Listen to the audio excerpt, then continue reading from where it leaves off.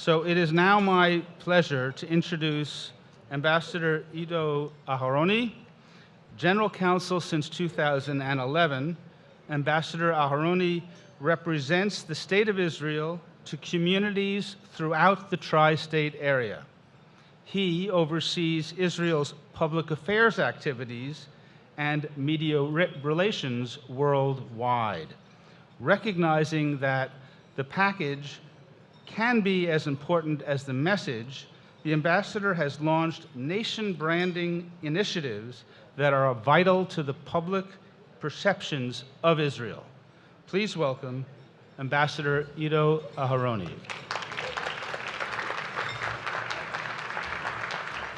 Thank you so much.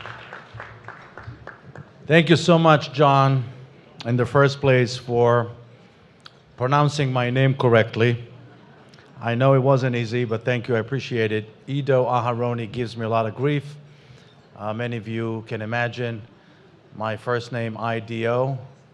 Most people look at my car and they say, oh, I do. My last name, Aharoni, which means in Hebrew belongs to the clan of Aaron, can give me no less grief. I was introduced not so long ago at a Hadassah function, Long Island, as Consul Ida. I could live with Ida, but then instead of Aharoni, she said, please welcome Consul Ida Aharoni. They had 500 ladies in the room. You can imagine the embarrassment. But I'm truly honored and pleased to be here to celebrate with you the success of the Hebrew University. I have a strong personal connection to the university as someone who attended the university in the early 90s as part of the special program for diplomats and government. But more importantly, as someone who married into a family of major Hebrew youth supporters. My wife's family was a pioneering family in American Friends of Hebrew Youth on the West Coast. Her grandfather was the person who spearheaded the campaign to raise all the money for Mount Scopus campus. His name was Lou Boyer. And among other things, he established the Overseas School as well as the Truman Institute. So we are very proud to be here as a family, not just as a diplomat. Over the summer, as you can imagine, we had a very challenging summer, and I was asked to join Governor Andrew Cuomo as he went to Israel to experience the situation firsthand. He was the only American leader that went to Israel during the war, specifically for the purpose of showing solidarity. And we met with the Prime Minister, with the President, with the Minister of Defense, two concepts that I believe are related directly to the success of Hebrew Youth, to the history of Hebrew Youth, to the important role of Hebrew Youth in the life of Israel, the development of Israel as a community, echoed in just about every meeting we attended. And those two words were accountability and creativity.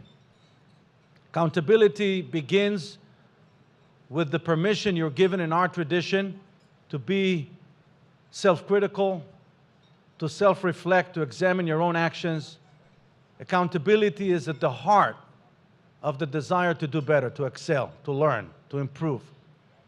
Creativity, as the old cliche goes, necessity is the mother of all invention, is necessary for not only survival, but also for evolution.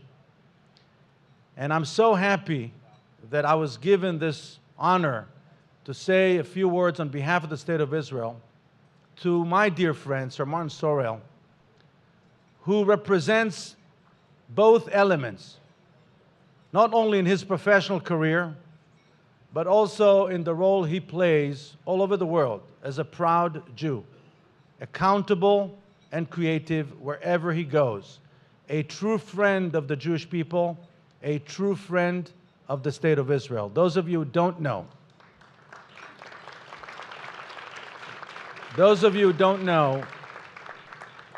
I've been known for leading, along with my dear friend David Sable and there's some other pioneers in this process here in the room like Buck Buchwald and others. I've been known as a pioneer of this thing known as Brand Israel, which is really essentially introducing the essentials of marketing to country positioning, advocating the need to broaden the conversation about Israel so that it will not be limited to this one-dimensional, futile discussion about who's right and who's wrong. Let's celebrate our assets, because I don't know any brand that was able to thrive and be successful by discussing its problems alone. I want you to know one thing about Aharoni tonight. And we made huge progress in the positioning of Israel in the world. It all started with WPP, and thanks to the generosity of Sir Mansourel. He's been the driving force behind all the research and the strategy and the celebration of Israel as a bastion of creativity. And talking about creativity, let me end on a lighter note.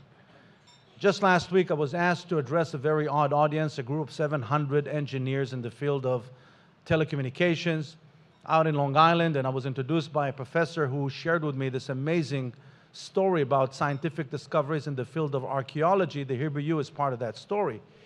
He said he attended an international conference of archaeologists, and the first archaeologist that took the podium came from Russia. He claimed to have discovered the most amazing historical discovery in the field of archaeology ever. He said, we, outside of Moscow, near the University of Moscow, we were able to dig a hole 1,000 feet deep underground, and we discovered electrical cables, which means that 1,200 years ago, around Moscow, people actually had electricity. His fellow from China takes the podium and says, well, at the University of Beijing, we were able to dig a hole 2,500 feet underground. And much to our amazement, we discovered, believe it or not, fiber optics. Which means, he said, that the Chinese people 3,000 years ago already had internet. Well, the head of the archaeology department at AFHU took the podium and said, well, we at the AFHU, we were able to dig a hole in Jerusalem 5,000 feet underground. And we discovered absolutely nothing. Which means, he said, that 5,000 years ago, Jews had already wireless. God bless you, and thank you for supporting the university.